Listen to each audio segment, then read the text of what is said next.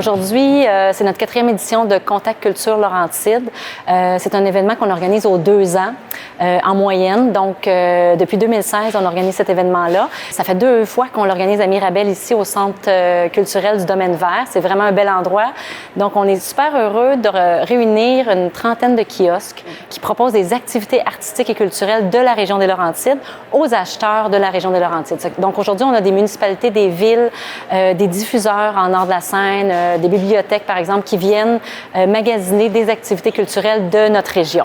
Fait que c'est vraiment un réseau contact pour notre région qui met des maillages d'affaires entre notre milieu, nous, on représente le milieu culturel, et les villes de la région. Donc, qu'est-ce qu'on est, le Musée d'art contemporain des Laurentides? En fait, on dit c'est un musée, donc on a un volet exposition, donc on expose des œuvres d'art. Donc, présentement, on a une exposition de Frédéric Lavoie, qui est un artiste naturaliste. Puis également, on a un volet collection, donc on collectionne également des œuvres d'art. Donc, on a plusieurs œuvres dans notre collection qui sont très intéressantes. Aujourd'hui, qu'est-ce qu'on fait? C'est qu'on présente plutôt le volet médiation, donc un volet qui est peu connu. En fait, c'est connu un peu plus, je dirais, dans les écoles, parce qu'on se promène beaucoup dans les écoles. Donc, aujourd'hui, on a emporté avec nous 2 maisonnettes. C'est accessible pour les plus jeunes, donc je dirais environ la maternelle, le CPE. Puis, qu'est-ce qu'on fait avec ces maisonnettes-là? On fait un petit jeu de cherche et trouve. Donc, on leur montre, par exemple, des objets qui peuvent toucher, donc il y a le côté sensoriel.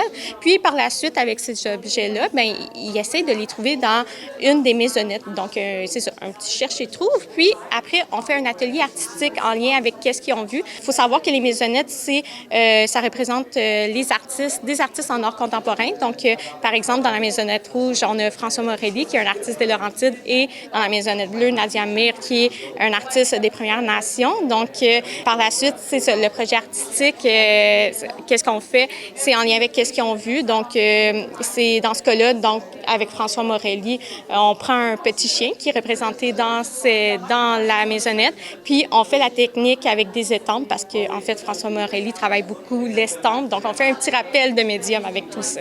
Je m'appelle Élise Deguire, et alias Kiki, la femme canon aux grandes émotions. Moi, je suis clown. J'ai étudié aussi la communication non violente. Fait que moi, ce qui me fait triper entre le clown et la communication non violente, c'est le domaine des émotions. Fait que ce spectacle-là, il a vraiment été créé pour permettre aux enfants, aux parents, aux écoles de comprendre, d'accepter c'est quoi les émotions qu'on a, nos trop-pleins, puis c'est quoi les messages cachés en arrière. Qu'est-ce que la colère, elle veut dire? De quoi j'ai besoin? De mettre ma limite? De quoi ça parle pour m'aider à prendre des meilleures décisions? Puis pour pas être comme dans la honte de qui je suis, puis dans le refoulement de... Fait que je mélange des marionnettes, du cirque. Il y a même ici là, la petite Kiki qui part en canon. En fait, notre équipe avait réfléchi à ça parce que c'est vraiment des demandes qu'on avait souvent, des propositions. Les gens veulent connaître les activités possibles, veulent connaître les artistes de la région, entre autres, pour les engager. Puis on avait tellement de demandes qu'on s'est dit, bien, on va organiser un événement réseautage une fois par année pour nous en découvrir davantage aussi, parce que disons que l'événement nous permet là, d'aller un petit peu au-delà de ce qu'on connaît des fois, parce qu'on fait un appel de dossier. Il y a une sélection qui est faite pour les kiosques. Donc aujourd'hui, on propose 2 activités. Il y a les visites de kiosques. On a 33 kiosques et il y a aussi un segment vitrine qui sont des extraits de spectacles, donc 9 extraits de spectacles qui sont présentés aussi aux visiteurs et acheteurs qui sont présents aujourd'hui. On a des spectacles vraiment de tous les genres, là, du conte, du slam, la musique, la chanson francophone, par exemple. On a aussi des musiciens qui font, c'est ça, des créations originales. On a des percussionnistes qui organisent vraiment un gros groupe, une délégation de percussionnistes qui sont ici. Donc, c'est vraiment pour proposer leurs spectacles aux villes et aux diffuseurs. Et dans les autres secteurs, comme par exemple les lettres, on a des activités littéraires, des conférences, on a aussi des animations pour les jeunes, les moins jeunes dans la bibliothèque. On a des une illustratrice aussi qui est ici pour proposer ces activités d'animation.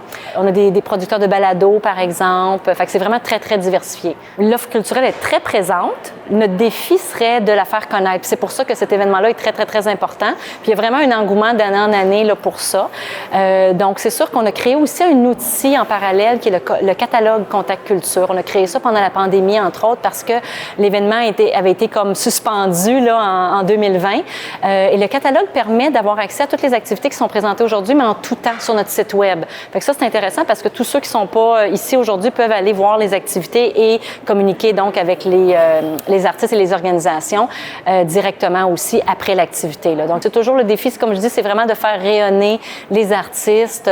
Des fois, il y en a qui sont plus connus, donc les villes les connaissent déjà, mais de découvrir des petits trésors cachés, puis des activités de chez nous. Je pense que c'est souvent un mandat des villes de mettre en valeur les activités locales ou régionales. Fait qu'il y a une question de fierté aussi, d'identité très forte. Puis ça, je pense que c'est vraiment apprécié aussi. Là. Puis aujourd'hui, on a des gens, nous, on est régional, fait qu'il faut le mentionner. On a des gens, oui, des Basses-Laurentides, mais on a des visiteurs aussi, puis des artistes qui sont plus au nord, même jusqu'à Mont-Laurier.